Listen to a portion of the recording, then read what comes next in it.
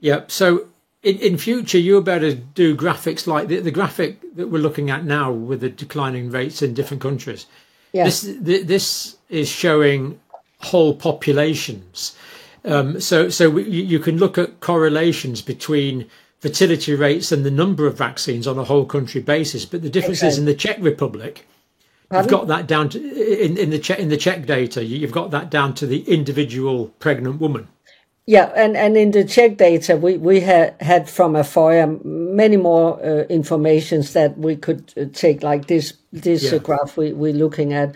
But there would be lots more data we would like to know, because of course you have all this which confounders could there be, and also like, was there comorbidity, or had it something with social classes, had it something with education and all that. There's a lot of things you could look into, and we would love to look into, but still, as we spoke about early on, this is a signal. And when you have like safety signals, which this is, whatever you like it or not. Yeah, and of course, what's concerning me here is the overt biological effect. Yeah. And yes, there can be effects of lockdown. Yes, there can be socio-economic factors, but the obvious first effect to look at, in my view, when you're talking about pregnancy and reproduction, is physiology, anatomy and physiology, pathological processes. Of course, and that is the interesting part, because lots of people say, well, what could be the explanation? And I'm like, well, listen, we know from study, and we know from that we have from Eva, if you show that, we know that some of the side effects women have been hugely reported. Just tell us what EMA is, Vibeke. It's actually menstrual bleeding. Well, EMA is the European Medical Agency who collects all the side effects, reported side effects from the European countries, and put them all together in their database. And so this graphic along the bottom here, what's this one? Well, all this, what we're showing now, is some data from EMA, which Wouter Aukema has made the graphs and all that. And if we start from the bottom, you can see that the dark blue color, if you go out in the left side, you see some light gray colors. That's actually the usual amount of reported side effects with menstrual disorders. This is what we would expect. That is what it usually is like. You can see very regularly. And then suddenly you have the vaccines against COVID-19, and suddenly you see these big spikes, the blue ones, where you see loads of reported side effects. Coming in the databases. And what you have to remember when you have reported side effects, these are only reported. This were in a time where everyone only were talking about the benefits. None spoke about the risks with the vaccines, and everyone who just dared to talk about risk, with the vaccines were censored and smeared and all that. So this is despite the whole atmosphere around the vaccines, where literally someone called it a gift from God and all that. Still, there were reported these side effects. Just to tell you that it's probably only 10%, probably even less. Yeah, I would say 10% is the absolute maximum. Certainly, and even more for this medication or this. So it's not unreasonable to assume that the actual rates were 10 times higher than 10 times higher for sure, and that we know also. If you ask women who had in the childbearing age, because this is menstrual disturbances, loads of women had the menstrual disturbances. And then when we look up above that, if you go up and look up, on the right hand side, on the right, that one, there you can see the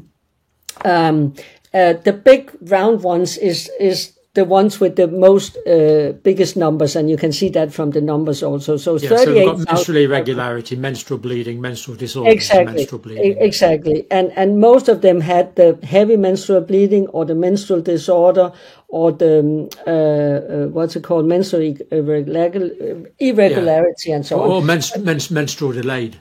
And menstrual delayed, but anyways, problems with the menstruation, and that just shows that if you have menstrual, disorder of some sort, or at least not the regular menstrual, menstruation, then of course it will have an impact on your fertility. And so, of course, yeah, yeah, even I know that. I mean, I think you could ask a small child about it, and of course you will yeah. have. Certainly, it's not making your fertility better. That's for sure. We can certainly ask any teenage girl. That's for sure. Exactly. Yeah. And another thing is, these women actually, they were so suffering from these problems that they actually made the connection, and that's going back to even more did have the problems. Yep. And there you go. So you have it, as I say, up in your face. You have these pattern, huge numbers of women who has been reporting their menstrual bleeding. We can see that also in data on a national level. We see that on our study on batch dependency. We saw that also on Sweden. So we see this pattern. And for sure, if you have menstrual bleeding, you have a fertility problem. What we don't know is whether some of these menstrual bleeding who has been reported has disappeared again, or if it's a lifelong disturbance. That we don't. This is the really concerning thing, isn't it? Is there some women that are now subfertile or infertile?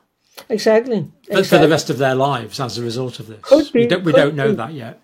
Or at the time of their life, because this is at least 2 years going ahead, 2 years along. That's right. Reproductive years are relatively short. We don't get many people in the late 40s having babies, do we? No, exactly. So this could be in the end of the fertile period that it's gone. So it's not like you can just wait another 10 years and, there it is. Well, here we go again. It's gone forever. In fact, but personally, I don't know any women that have had babies older than. I think that the oldest one I know personally is 44. Yeah, that's another thing. Then we have the stories about someone my age, but you're right. But still, I mean, and that's why we know that the fertility is declining rapidly after the age of actually 30. Well, I've actually talked to midwives who I think one midwife I talked to had a natural conception at 48. Oh, but it's very rare. I would say so. And then you go again. So it's a small period of time already today where women wait to get pregnant, lots of women wait until they have had their education and all that. So let's say they start out at the age of 30, and let's say at least 38, 39, then it's good luck, so to speak. I mean, fertility rate's going to drop off after even early 30s fertility rates. Oh, yeah. Drops quite a bit. I think it starts dropping even at the age of 24 or something. But you get more and more anovulatory cycles where there's no ovum released. Exactly. So there you go. So it's like it's a small period of time already, and you're already taking 2 years out of that, and it's not 2 years coming back later on. So for some women, this is definitely for life. And then let's cross fingers that they had a child or two before, but some will stay childless because of the vaccine. And I think then going back to should they ever have had that vaccine, and the big answer for that is no. And if they were given informed consent, if they were said, well, have this vaccine. Exactly. But it might mean you never have children. Yeah, how many would have said, oh, yes, give me two while you're at it, I mean, if that was the case and they decided to do that, then that's informed consent. But that's the point, that was not done. No, and there you go again. And that's why I think it's so important that people were lied to, people were harassed if they didn't take the vaccine, people were fired, people were kept out of social events and family events and all that. And I think and at the same time, the authorities were holding back the data, because going back, looking at these data, you can see that this is actually data EMA has been collecting from 22. So the data has been there. We have just published it now. This data was on someone's spreadsheet in 2022.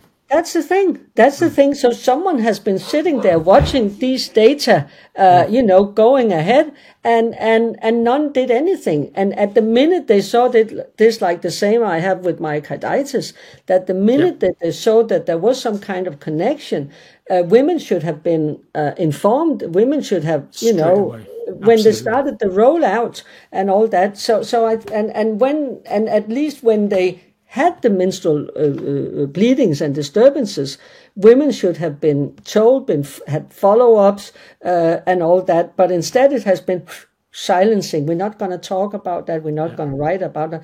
I mean, listen, John, none from mainstream media has mentioned our study. None. And which is why it's so important for us to do it. Exactly. That's why it's so important. But it has an impact on everyone in the Western world.